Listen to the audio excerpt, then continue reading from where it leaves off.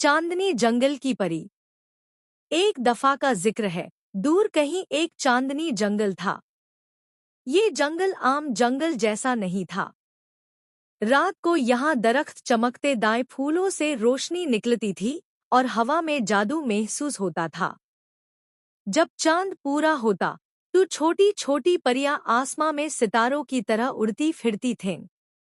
इसी जंगल में एक प्यारी और साफ दिल वाली परी रहती थी जिसका नाम लूना था। लूना की आंखें गहरी नीली थीं और उसके पर चांदी की तरह चमकते दाएं। वो दूसरी परियों से थोड़ी सी अलग थी, क्योंकि वो जादू सिर्फ अपनी खुशी के लिए नहीं बल्कि दूसरों की मदद के लिए इस्तेमाल करती थी।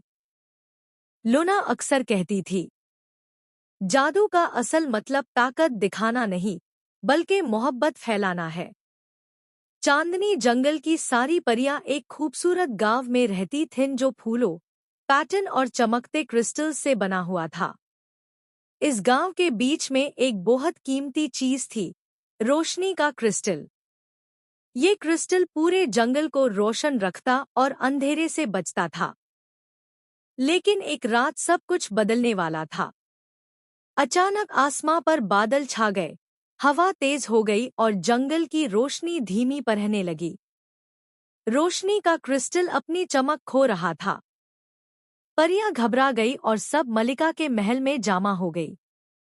परियों की मलिका ने फिकमैन आवाज में कहा, हमारा जंगल खतराई में है।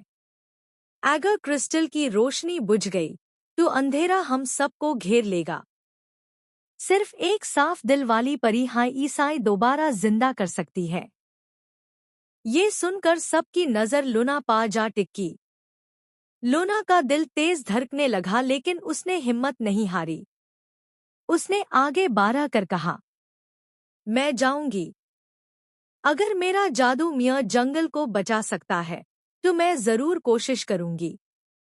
मलिका ने लूना के सर पर हाथ रखा और दुआ दी, खुदा तुम्हारी हिफाजत करे लूना।